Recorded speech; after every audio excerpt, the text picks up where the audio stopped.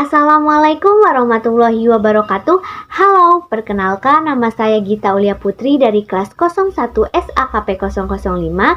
Dalam video ini saya akan menjelaskan sedikit materi tentang perusahaan dan lingkungannya. Video ini dibuat untuk memenuhi tugas kedua mata pelajaran pengantar bisnis.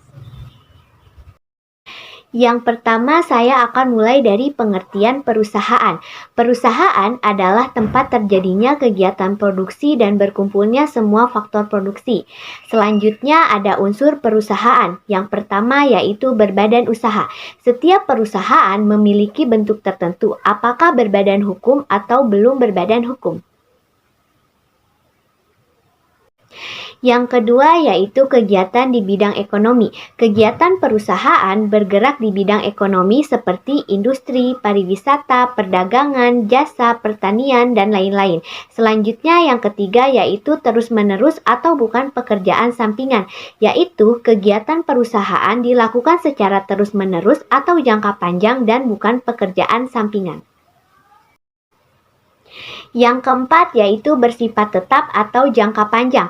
Ialah kegiatan usaha yang dilakukan tidak berubah-ubah dalam waktu singkat, namun dapat berubah dalam waktu panjang.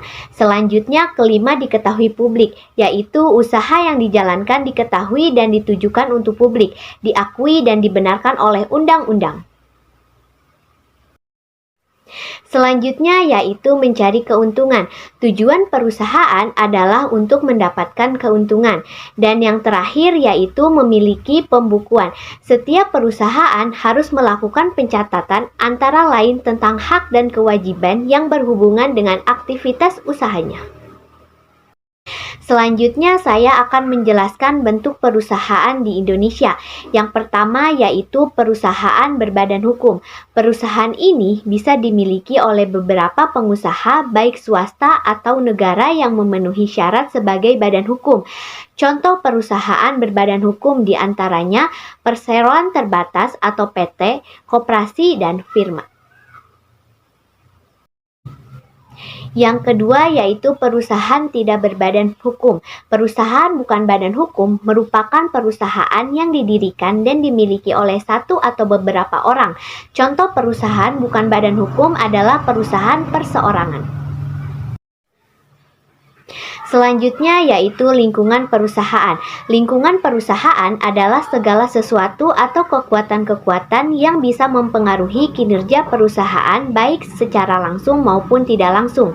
Lingkungan perusahaan dapat dibedakan menjadi lingkungan eksternal dan lingkungan internal.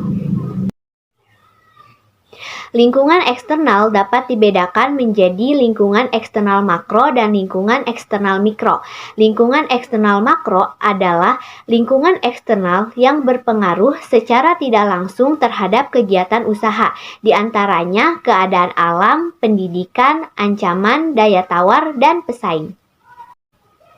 Sedangkan lingkungan eksternal mikro adalah lingkungan eksternal yang berpengaruh langsung terhadap kegiatan usaha, di antaranya pemasok, perantara, teknologi, dan pasar. Selanjutnya adalah lingkungan internal, yaitu faktor yang berada dalam perusahaan yang akan mempengaruhi perusahaan. Di antaranya yang pertama yaitu tenaga kerja, peralatan, mesin, bahan baku, dan bahan setengah jadi. Yang kedua yaitu permodalan, pergudangan, dan sistem informasi dan administrasi. Selanjutnya yang akan dibahas yaitu lokasi perusahaan. Lokasi adalah tempat di mana perusahaan melakukan berbagai keperluan perusahaan yang mementingkan segi ekonominya. Lokasi sangat menentukan kesuksesan perusahaan. Salah dalam memilih lokasi akan mengakibatkan kerugian perusahaan. Kemudian ada faktor-faktor yang perlu dipertimbangkan secara cermat dalam pemilihan lokasi. Menurut Kotler, yaitu yang pertama akses. Lokasi mudah dilalui atau dijangkau transportasi umum. Kedua yaitu visibilitas, artinya lokasi mudah dilihat dari tepi jalan. Ketiga parkir, area parkir luas dan aman. Keempat expans, tersedia tempat untuk perluasan usaha di kemudian hari. Dan yang terakhir yaitu lingkungan, daerah sekitar tidak menolak aktivitas perusahaan. Selanjutnya ada pertimbangan penentuan lokasi perusahaan. Setidaknya ada 4 lokasi yang digunakan untuk keperluan yang berbeda dan dengan pertimbangan yang berbeda pula, yaitu yang pertama lokasi untuk kantor pusat, kedua lokasi untuk pabrik, ketiga lokasi untuk gudang, keempat lokasi untuk kantor cabang atau gerai dan lain-lain. Lokasi kantor pusat merupakan lokasi untuk mengendalikan kegiatan operasional perusahaan. Selanjutnya yaitu lokasi pabrik, merupakan lokasi yang digunakan untuk memproduksi barang atau jasa.